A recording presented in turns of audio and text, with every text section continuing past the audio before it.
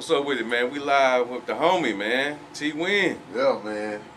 What's happening with you brothers, man? What's going on? What's going on? Last night, we down here. First of all, tell them where we at. We in Shreveport, Louisiana. Yes, Shreveport, Louisiana, downtown Shreveport, Louisiana, on the 5th floor. Really? In your own building. In my own place, brother.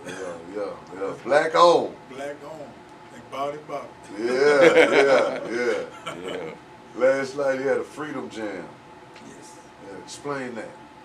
Last night was July the 1st. I made it. I walked out of prison last year on July the 1st after doing 30 years and 7 months, and so to commemorate that and celebrate it, we came with a Freedom Jam to celebrate my 1-year anniversary of being free. So that was the first installment of Freedom Jam, and so it was just about us jamming to freedom. Yeah, you had a couple of artists out there. Can you name some of the artists that performed last night? Oh, we had the big homie Big Sack, he performed. We had Vicious the Goddess, she performed. We had Queen J. We had the Lady Sweets. We had Princess Kai. We had MD. We had Ruckus. We had Cousin Jed and Papa Lock. And that's it on the performance. Those were all the performers. Because I wrote a book in prison called In No Sense, which is a play on innocence. And that book has a soundtrack, so all of these artists perform their songs as off the soundtrack. Yeah, you got the sound. What's the name of the soundtrack? In No Sense. Okay. All right. What did you come up with that concept? All right. I made the parole board last June the 18th. So before I came home, I had already wrote 19 books. So I got a partner named Charlie Brown. He was like, man, you got to write a book about this experience before you go home, because the youngsters need to hear from you. I'm like, man. He's like, man, write a book, man, about that. So I was just sitting down on behind the counter. At the time I was working in the dorm with all sick guys before I came home. And so I'm at work, but I'm sitting behind the counter just watching the guys. I'm saying, man, what's a good title for a book? And I was like, Innocent. I'm like, nah, that ain't gonna do it. Yeah. Because everybody here that ain't innocent. Yeah. So I was saying, man, the guy that I was convicted of, he was innocent. Yeah. So I'm like, man, I said, in no sense should I have done that. Played off words. I played on the words. That's good. Yeah. That's cool. That's cool. Yeah. Man, you and Jed, y'all grew up together, man. Tell me a little bit about your younger years. Oh man, me and Jed would come up in the band together. Jed was like, at that time light-skinned brothers was in, so Jed was like one of the pretty boys, had his head shaved on the side. Plus he could beat the drums real good. And so, he had his little girls and stuff. So I was like the dark-skinned brother. So I had to just use brutality. So I was like on some bullying stuff, you know what I'm saying? I'm just running around the school, bullying stuff, whatever. You know what I'm saying? So it was just us coming up in the hood and me just being this kind of like a bad guy. Explain the environment that you grew up in. Ooh, man. We grew up in an environment where when you come up, where you ain't never got to leave our neighborhood to go get your education. From kindergarten on up to college, you can stay right there. So we come up and it's all black people. You don't see no white people when we was coming up. We don't know how to mingle with white people. It's just us black people. And so it's like, it's like at the time it was like the fourth largest black neighborhood in America. What neighborhood is that? The Cooper Road. And so it's like, all we know is how to go against one another. I mean, how to be. We're unified at the time, but we also know how to go against one another. Plus, we ain't got nothing. We poor, so we got to be rugged. Yeah. So and it's like our city don't really accept us, because when we was kids, before we came into the world, our neighborhood was actually its own city, So when we was like kids, it became a part of the city of Shreveport.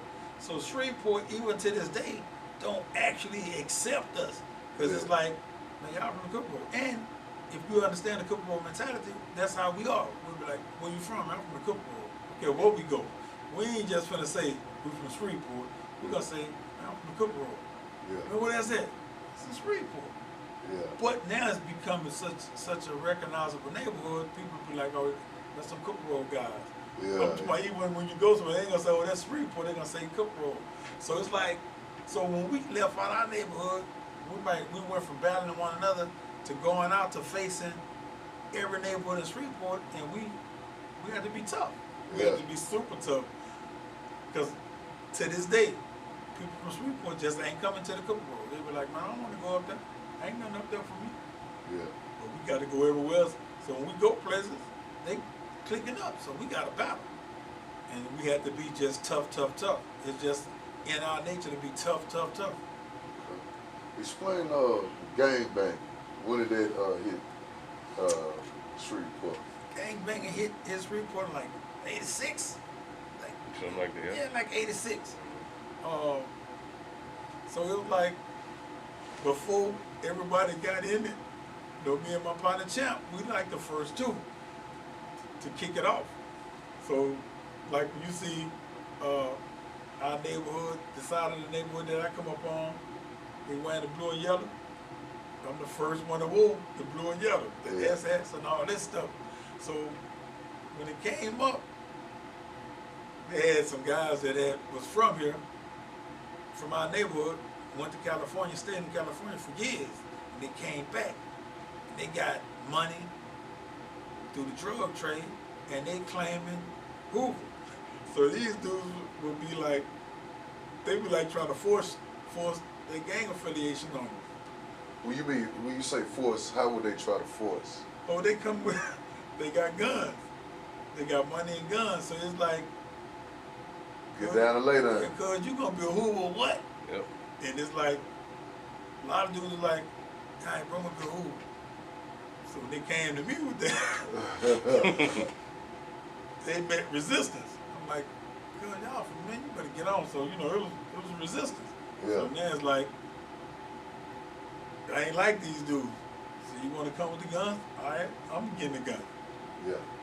And I'm gonna shoot whatever, you know, so it's like, fight, I'm gonna fight you. And I'm gonna beat you up.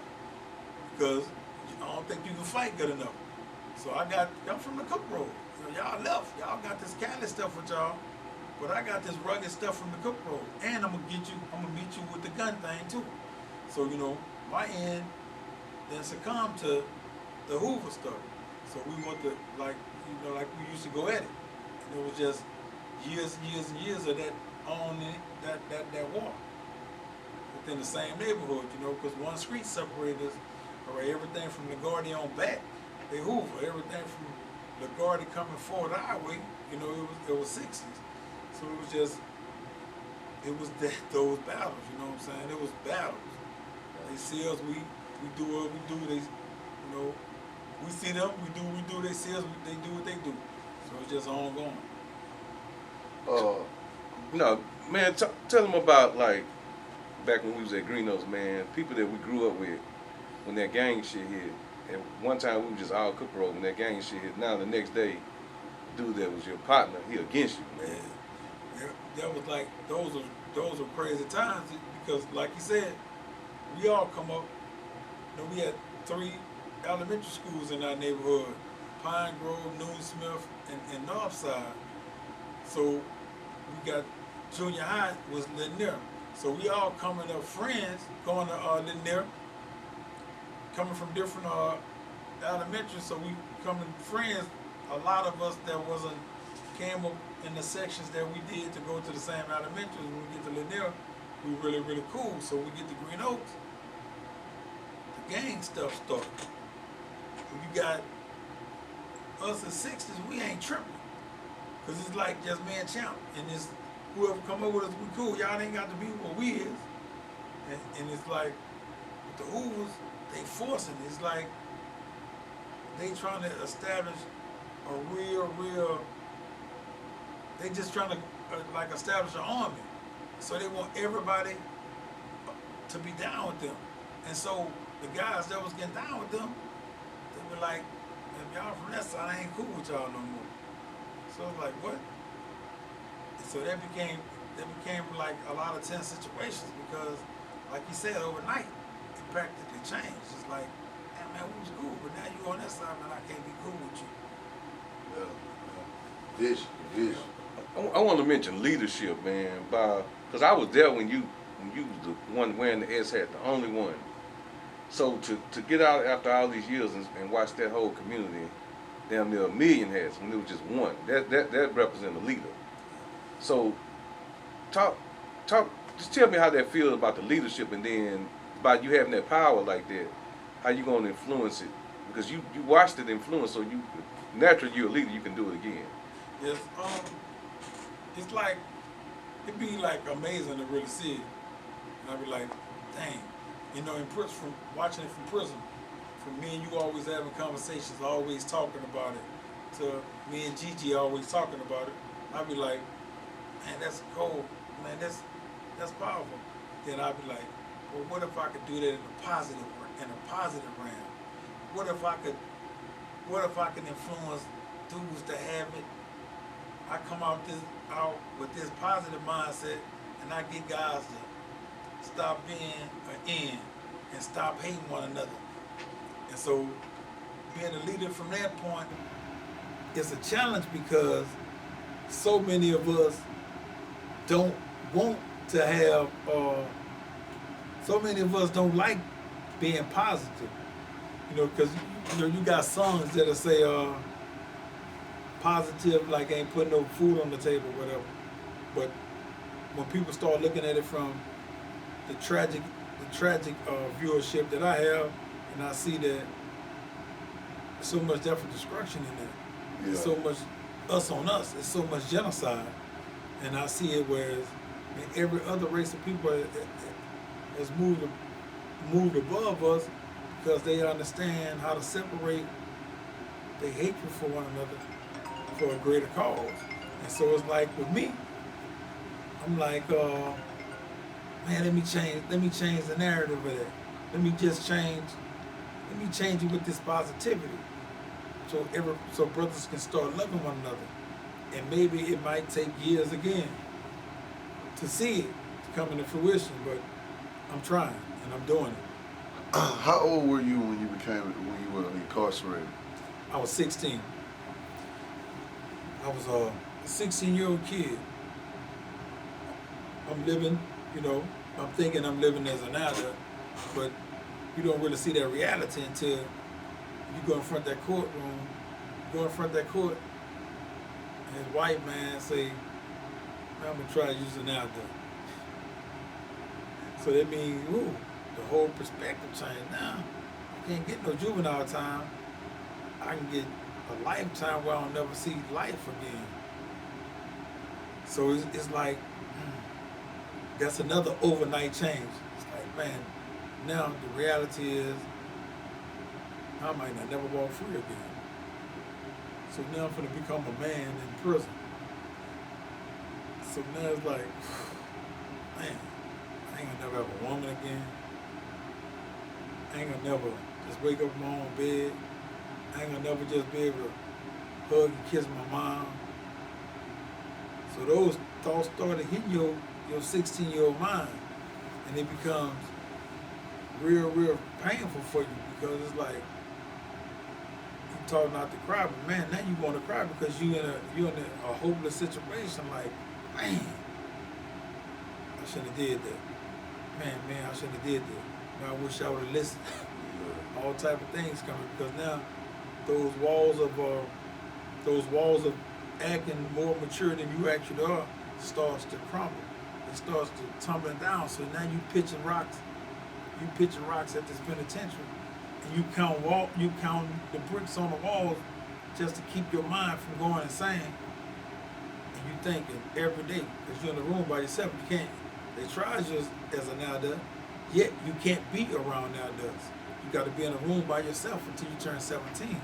So now you got to think about. You got to be mentally tough. How do I stop from going insane? because you don't see nothing. All day you by yourself. You don't have nobody to talk to. You just in this room. And so now you saying, how do I make it through this